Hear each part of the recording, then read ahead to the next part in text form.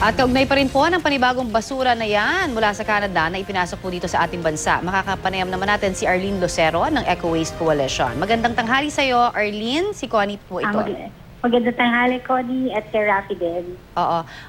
Unang-una sa lahat, Ms. Lucero, ano ho ang kasama ho ba kayo doon sa sinasabing pag-inspeksyon ng DNR ng mga NGO po nitong pagbukas ng container na ito? Ang sinasabi po ni Atty. Leonis Cagina na kasama yung may NGO, ito yung sa first 50 containers. Ito yung nauna. Ang talagang original plan ay yung interagency lamang na binubuo ng mga gobyerno ang kasama doon. Pero nakalik po yung balita na magpo-conduct sila ng WACC o yung waste characterization. Kaya nasamulpot po doon ng mga taga-NGO. So, of course, reaction ninyo, no? Dahil alam naman natin na ang Eco Waste Coalition, kayo ho ang talagang isa sa mga tumututok din sa mga ganitong kaso laban sa pambababoy po ano, sa ating environment. At obviously, ang dami na nating sariling basura na hindi nga natin ma-dispose, may dadagdag pa mula sa ibang bansa.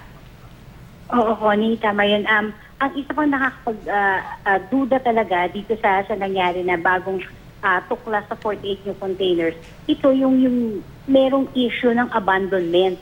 So, napansin lang siya ng custom na kasi 1 year na siyang naka-iniwan. Katenga. So, hindi pa rin siya nakatenga. Abandonment talaga yung issue niya ngayon kasi hindi siya, after madiscover yung 50 containers, ay dumating naman itong isa na iniwan doon.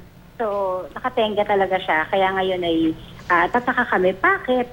Anong meron at iniwan siya? Kung ito ay plastic scraps na reused, gagamitin for recycling, dapat hindi siya iniwan. Dapat dumagay siya doon sa legal na mga proseso. Siguro nakatunog na dahil di ba may kaso na nga yung una di ba? At baka alam nila naghihigpit na rin ngayon. Pero anong mungkahi mo sa panawagan ng mga ganitong klase syempre ng problema no sa ating gobyerno, pwede ba ba itong masolusyonan sa palagay mo? Dahil of course itong ganitong nanggagaling pa sa ibang bansa at pumapasok na sa atin, sabi nga kanina ng mga taga-DNR no, nakausap natin parang nabubulok at nagkakaroon ito ng risk no for health no dahil basura itong mga ito.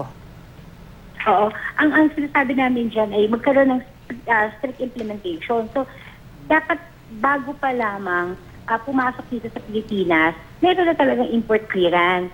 Hindi yung nandito na sa Pilipinas ay tsaka pa lang yan nadidiscover. At isa pa ay kailangan mag-conduct talaga ng isang transparent investigation. Baka kasi long time na nilang ginagawa yan, hindi lamang nila nalalaman.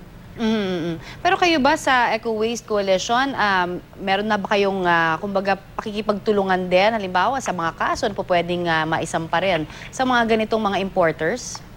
Opo, yung Eco Waste Coalition po kanina ay nasa tanggapan ng Bureau of Customs at pinadala namin yung isang liham kay Commissioner Lina na nagsasabi na natutuwa kami doon sa pagkaka-intercept, pagkakaalam at pagkakalantay sa publiko ng 48 na bagong container. Ngayon kami nananawagan sa kanya na magkaroon ng investigasyon at maging keen talaga yung lahat ng inspectors niya. At ang isa pa na panawagan ng Eco Waste, buksan, tignan natin kung ano yung mga basura na naglalaman dyan sa mga container vans na yan. At talagang tignan sino ba yung mga tiwali talaga dito sa posisyon, dito sa customs. Kasi talagang paano siya nakakapasok kung walang mga nangyayaring fishy sa loob. That's right. Anyway, maraming salamat Arlene sa iyong pagbibigay sa amin ng iyong insights on this matter. Maraming salamat Arlene Lucero, ang coordinator po ng Eco Waste Coalition.